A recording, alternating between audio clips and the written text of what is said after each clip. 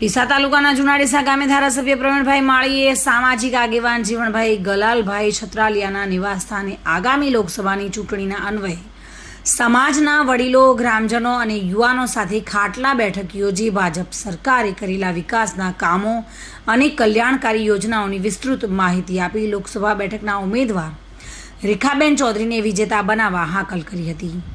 આ તબક્કે પૂર્વ સાંસદ દિનેશભાઈ અનાવાડિયા, ગુજરાત વેરહાઉસિંગ કોર્પોરેશનના પૂર્વ ચેરમેન મગનભાઈ માળી, દિલીપભાઈ બ્રહ્મભટ્ટ, જયંતિભાઈ પુનડિયા, મહેન્દ્રભાઈ અનાવાડિયા સહિત ભાજપના આગેવાનો અને કાર્યકર્તાઓ મોટી સંખ્યામાં ઉપસ્થિત રહ્યા હતા અને કાર્યક્રમને સફળ બનાવ્યો હતો। વિપુલ મંડોરા સાથે bureau report, today Gujarati news.